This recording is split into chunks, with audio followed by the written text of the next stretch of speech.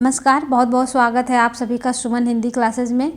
यह practice class जो है पुराने प्रश्न पत्रों पर आधारित है।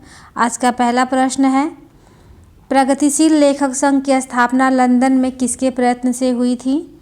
तो विकल्प में है प्रेमचंद, निर्मल वर्मा, मुल्कराज आनंद व सज्जाद जहीर, नागार्जुन व केदारनाथ अग्रवाल। तो प्रगतिशील लेखक संघ की स्थापना लंदन में किसके प्रयत्न से हुई थी? तो इसका सही उत्तर हो जाएगा ऑप्शन 3, मुल्कराज आनंद व सज्जाद जहीर के प्रयत्नों से हुई थी। मार्क्सवादी विचारधारा का साहित्य में प्रगतिवाद के रूप में उदय हुआ था। वर्ष 1935 ईस्वी में E.M. फोस्टर के नेतृत्व में पेरिस में प्रोग्रेसिव राइटर्स एसोसिएशन की स्थापना हुई थी।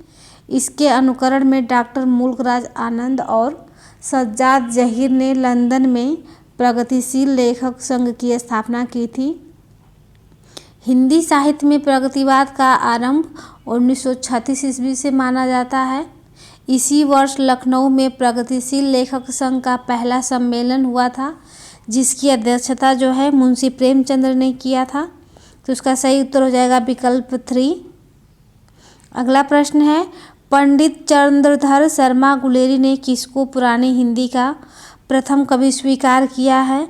तो विकल्प में है सरहपाद, स्वयंभू, राजा मुंज या फिर पुष्पदंत। तो गुलेरी के अनुसार बताना है। तो इसका सही उत्तर हो जाएगा ऑप्शन 3 सही हो जाएगा इसका। राजा मुंज को प्रथम कवि माना है गुलेरी जी ने। सरहपाद को जो है राहुल सांकृत्यायन ने माना है सरहपाद को। अगला प्रश्न है,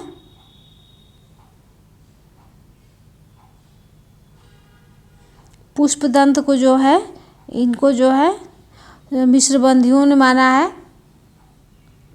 पुष्पदंत को शिव सिंह सेंगर ने माना है।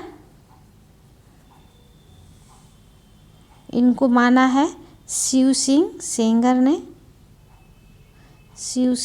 बंधुओं ने माना है। शिव सिंह सेंगर, आप लोग समझ जाइएगा।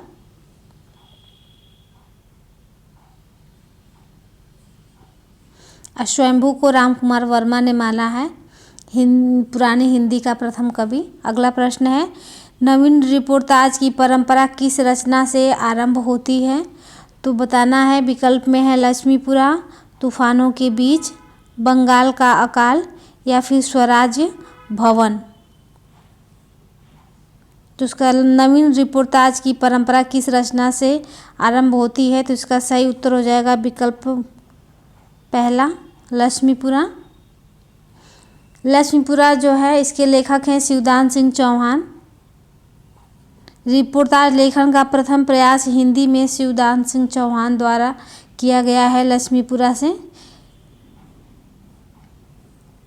अगला प्रश्न है, जूठन किस रचनाकार की आत्मकथा है? तो विकल्प में है नैमिषारण्य, ओम प्रकाश वाल्मीकि, रामविलास शर्मा या फिर हरिवंश राय बच्चन। तो जूठन जो है ओम प्रकाश वाल्मीकि का आत्मकथा है।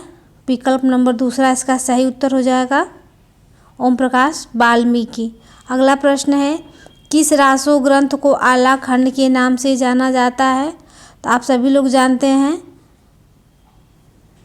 कि आला खंड जगनिक द्वारा लिखित एक वीर रस प्रधान काव्य है, जो परमाल रासों का एक खंड है।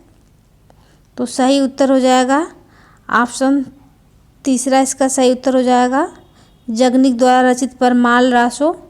इसको आला खंड के नाम से भी जाना जाता है। अगला प्रश्न है, कबीरदास दिल्ली सल्तनत के शासकों में किसके समकालीन थे? थोड़ा बड़ा कर लेते हैं। तो विकल्प में है इल्तुतमिश, बहलोल लोदी, सिकंदर लोदी या फिर अलाउद्दीन खिलजी।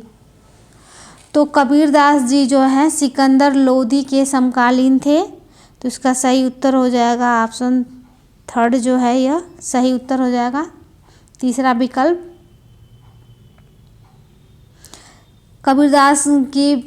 कबीरदास के शिष्यों में उनकी वाणियों का संग्रह बीजक नामक ग्रंथ नाम से किया गया है, जिसके प्रमुख 3 भाग हैं: साकी, शब्द, रामायणी।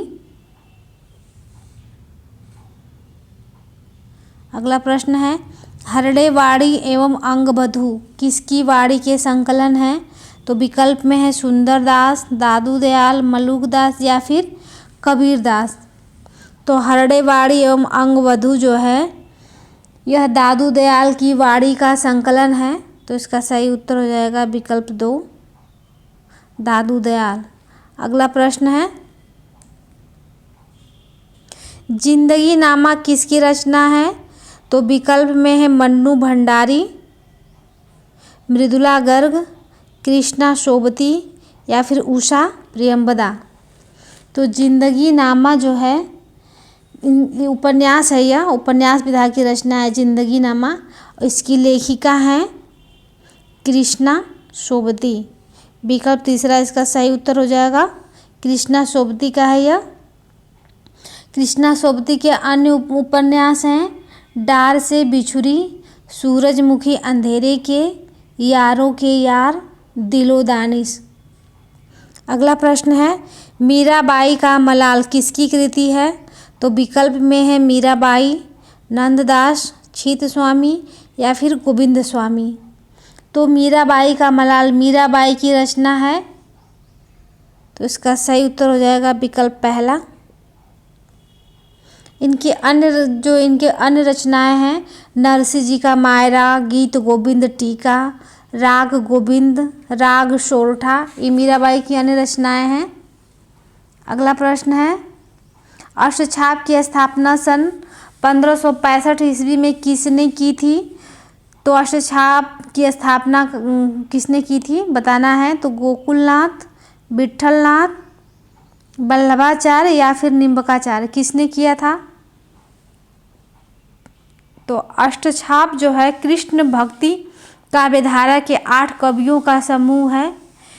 वल्लभाचार्य के पुत्र विट्ठलनाथ ने पुष्टि मार्ग के विकास के लिए 1565 ईस्वी में अष्टछाप की स्थापना की थी, विट्ठलनाथ ने की थी। तो इसका सही उत्तर हो जाएगा विकल्प दूसरा, विट्ठलनाथ ने की थी। अष्टछाप में 8 कवियों में 4 वल्लभाचार्य के शिष्य थे। वो कौन थे? सूरदास, परमानंद दास, कुंभन दास और कृष्णदास। और 4 जो थे विट्ठलनाथ के शिष्य थे, जिसमें से नंददास, चतुर्भुज दास, गोविंद स्वामी तथा छीत स्वामी शामिल थे। चलिए अगला प्रश्न देख लेते हैं। अगला प्रश्न है, तत्वदीप निबंध किसकी रचना है? तो विकल्प में है वल्लभाचार्य, निम्बकाचार्य, नाभादास या फिर नंददास। तो तत्वदीप निबंध जो है यह वल्लभाचार्य की रचना है। तो इसका सही उत्तर हो जाएगा ऑप्शन ए, सही उत्तर हो जाएगा इसका। अगला प्रश्न है, रूपा जीवा उपन्यास है, यह किसका उपन्यास है? तो विकल्प में है लक्ष्मी नारायण लाल, लक्ष्मी नारायण व शर्मा, राजेंद्र यादव या फिर अमृतलाल नागर की। रूपा जीवा उपन्यास के रचनाकार का नाम बताना है। तो रूपा जीवा जो है यह लक्ष्मी नारायण लाल का उपन्यास है।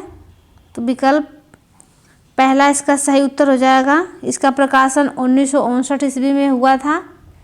इनके अन्य उपन्यास हैं जैसे धरती की आँखें, मन वृंदावन, बड़के भैया इत्यादि। अगला प्रश्न है, निम्नलिखित में से अमृत राय का उपन्यास है, कौन सा है? निम्नलिखित में से अमृत राय का उपन्यास है, कौन सा है? तो विकल्प में है विषाद मठ, हुजूर, बीज या फिर दुख मोचन। तो अमृत राय ने बीज नामक उपन्यास की रचना की थी। तो इसका सही उत्तर हो जाएगा विकल्प तीसरा। अगला प्रश्न है, मनीषी की लोक यात्रा किसकी जीवनी है? तो विकल्प में है प्रेमचंद की, निराला की, कविनाथ गोपीराज की या फिर शरद चंद्र की। तो मनीषी की लोक यात्रा जो है कविनाथ गोपीराज की जीवनी है। तो इसका सही उत्तर हो जाएगा विकल्प तीसरा। यह कविनाथ गोपीराज की जीवनी है। इसके लेखक थे भगवती प्रसाद सिंह।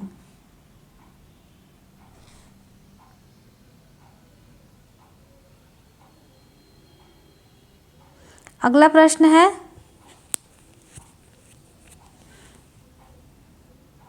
प्रेम लोहे के दीवार के दोनों ओर किसकी कृति है? लोहे के दीवार के दोनों ओर किसकी कृति है? अज्ञेय की, सत्यदेव पारिव्राजक की, यशपाल की या फिर राहुल सांकृत्यायन की? तो लोहे के दीवार के दोनों ओर जो है यह यशपाल द्वारा लिखा गया यात्रा वृत्तांत है। तो विकल्प तीसरा इसका सही उत्तर हो जाएगा। यह यात्रा वृत्तांत है इसकी विधा, जिसके लेखक हैं यशपाल। अगला प्रश्न है, आलोचना को भाषाई रतिबद्धता से उन्होंने वैसे ही मुक्त किया जैसे निराला ने। इसका पूरा प्रश्न आगे है। निराला ने कविता को छंदों के बंधन से, उपर्युक्त कथन किसके संबंध में है? तो विकल्प में है नामवर सिंह, डॉक्टर रामविलास शर्मा, डॉक्टर नगेंद्र या फिर रामचंद्र शुक्ल।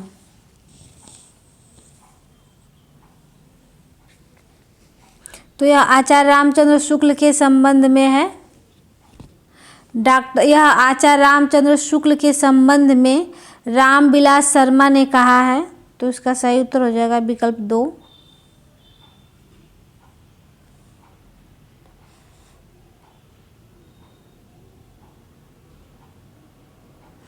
आलोचना को भाषाई रीतिबद्धता से उन्होंने वैसे ही मुक्त किया जैसे निराला ने कविता को छंदों के बंधन से। यह कथन जो है आचार्य रामचंद्र शुक्ल के ऊपर कहा गया है। आचार्य रामचंद्र शुक्ल के ऊपर कहा गया है। तो कहा किसने है? रामविलास शर्मा ने कहा है। किसके ऊपर कहा है? संबंध में किसके कहा है?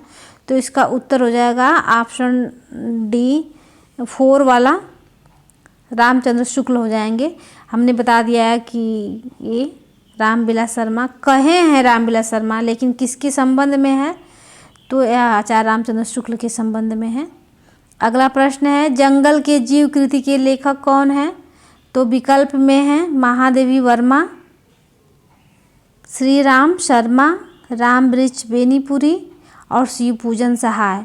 तो जंगल के जीव लेखक का नाम बताना है। तो जंगल के जीव श्री राम शर्मा द्वारा लिखित संस्मरण है। तो इसका सही उत्तर हो जाएगा विकल्प 2 श्री राम शर्मा। अगला प्रश्न है, कहरनामा किसकी रचना है? तो विकल्प में है मुल्ला दाऊद, सूरजदास, कुतुबन या फिर जायसी। तो कहरनामा मलिक मोहम्मद जायसी की रचना है। तो विकल्प 4 इसका राइट आंसर हो जाएगा। अगला प्रश्न है, कवितावली किसकी रचना है? तो विकल्प में है लाल दास, रामप्रिया शरण, रामचरण दास या फिर मधुसूदन दास। तो कवितावली को बताना है किसकी रचना है? तो कवितावली रामचरण दास की रचना है। विकल्प तीसरा इसका सही उत्तर हो जाएगा रामचरण दास। अगला प्रश्न है, पदात्मक भावभूमि पर श्यामा स्वप्न नामक उपन्यास की सर्जना किसने की थी? श्यामा स्वप्न। तो विकल्प में है श्रीनिवास दास, ठाकुर जगमोहन सिंह या राजा लक्ष्मण सिंह या फिर भारतेंदु हरिश्चंद्र।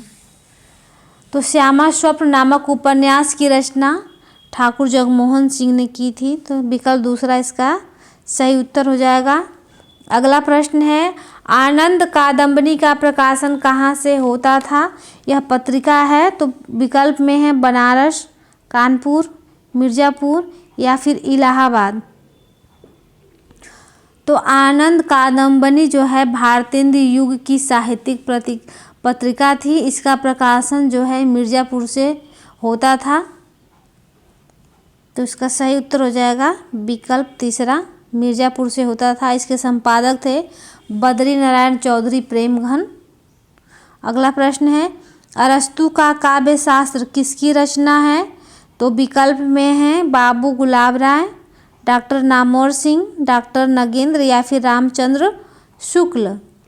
तो अरस्तु का काव्य शास्त्र जो है यह डॉक्टर नगेंद्र का ग्रंथ है। तो इसका सही उत्तर हो जाएगा विकल्प तीसरा, डॉक्टर नगेंद्र। इस ग्रंथ का प्रकाशन वर्ष है 1957। अगला प्रश्न है, सन्यासी किसकी कृति है? सन्यासी तो विकल्प में है यशपाल, नागार्जुन, निराला या फिर ईलाचंद्र जोशी। तो सन्यासी जो है ईलाचंद्र जोशी द्वारा लिखा गया आत्मकथात्मक शैली में लिखा गया उपन्यास है ईलाचंद्र जोशी का। विकल्प 4 इसका सही उत्तर हो जाएगा, ईलाचंद्र जोशी। भाषा के जादूगर के रूप में कौन विख्यात हैं? तो विकल्प में हैं शिवपूजन सहाय, बेचन शर्मा उग्र, जैनेन्द्र या फिर यशपाल। तो भाषा के जादूगर जो हैं शिवपूजन सहाय को कहा जाता है। तो पहला विकल्प इसका सही उत्तर हो जाएगा। अगला प्रश्न है, उत्तर प्रियदर्शी नामक गीति नाट्य के लेखक कौन हैं? तो विकल्प में है अज्ञेय, मुक्तिबोध, प्रसाद या फिर हरिकृष्ण प्रेमी। तो उत्तर प्रियदर्शी गीति नाट्य के लेखक जो हैं अज्ञेय जी हैं। तो पहला विकल्प इसका सही उत्तर हो जाएगा। अगला प्रश्न है, अर्धकथानक नामक कृति की विधा क्या है? तो विकल्प में है जीवनी, आत्मकथा, रिपोर्टाज या फिर यात्रा साहित्य। तो अर्धकथानक जो है यह आत्मकथा है जिसके लेखक बनारसी दास हैं।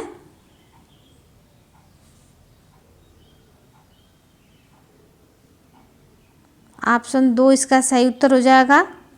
अगला प्रश्न है, कविता के नए प्रतिमान के लेखक कौन हैं? तो विकल्प में हैं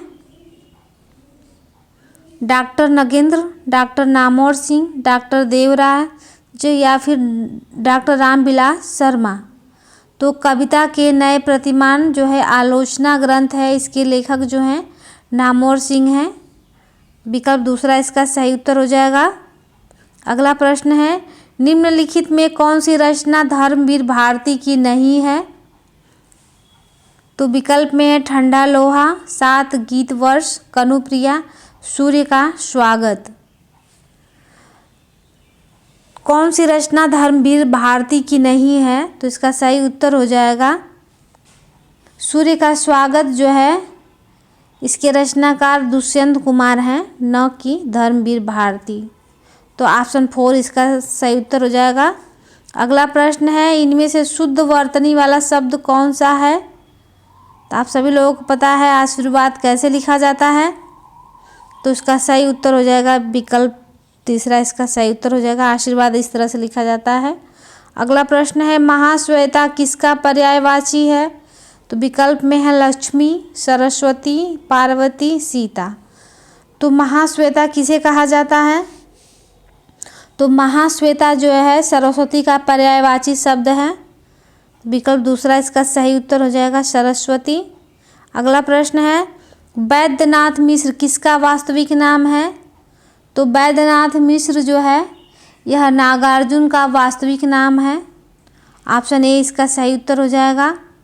अगला प्रश्न है, तार सप्तक में संकलित कवियों को राहों के अन्वेषी कहा था, किसने कहा था राहों के अन्वेषी? तो विकल्प में है मुक्तिबोध, अज्ञेय, भारत भूषण अग्रवाल या फिर प्रभाकर माचवे। तो इसका सही उत्तर हो जाएगा तार सप्तक में संकलित कवियों को राहों के अन्वेषी अज्ञेय ने कहा था। विकल्प दूसरा इसका सही उत्तर हो जाएगा। अगला प्रश्न है, दामुल का कैदी के लेखक का नाम बताना है। तो विकल्प में है प्रसाद, सुदर्शन, प्रेमचंद या फिर यशपाल। तो दामुल का कैदी कहानी है, कहानी विधा की रचना है। इसके लेखक जो हैं प्रेमचंद हैं। सही उत्तर हो जाएगा विकल्प तीसरा। अगला प्रश्न है, जैनेंद्र का पहला कहानी संग्रह कब प्रकाशित हुआ था? तो विकल्प में है 1934, 1929, 1939 या फिर 1937। जैनेंद्र का पहला कहानी संग्रह कब प्रकाशित हुआ था? तो जैनेंद्र का पहला कहानी संग्रह फांसी था, जो 1929 में प्रकाशित हुआ था। तो इसका सही उत्तर हो जाएगा विकल्प 2, 1929 ईस्वी। अगला प्रश्न है, विद्यापति की कौन सी रचना अभी तक संपादित होकर प्रकाशित नहीं हुई है? वह कौन सी रचना है? तो विकल्प में है कीर्तिलता, कीर्ति पताका या फिर पदावली। इनमें से कोई नहीं। ये तो सभी को पता है, ये तीनों रचनाएं उन्हीं की है। कौन संपादित होकर भी प्रकाशित नहीं हुई है? तो इसका सही उत्तर हो जाएगा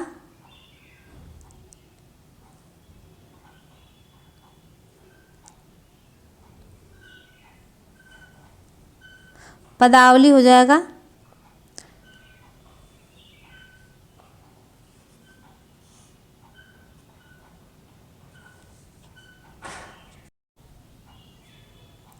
तो इसका सही उत्तर हो जाएगा विकल्प 4, इनमें से कोई नहीं।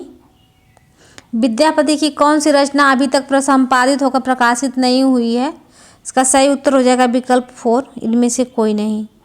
अगला प्रश्न है, निर्गुण संत कवियों में सर्वाधिक शास्त्रज्ञ एवं सुशिक्षित थे कौन थे? बहुत ज़्यादा पढ़े लिखे संत कवियों में। तो रज्जव, सुंदरदास, धर्मदास या दादू दयाल।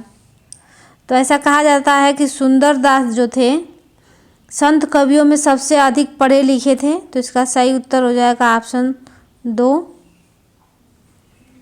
अगला प्रश्न है, चित्रावली किसकी रचना है? जो चित्रावली के रचनाकार उस्मान हैं। इसका सही उत्तर हो जाएगा ऑप्शन पहला, उस्मान। उस्मान की रचना है चित्रावली। अगला प्रश्न है, भक्ति काल के किस कवि को जातीय कवि कहा जाता है?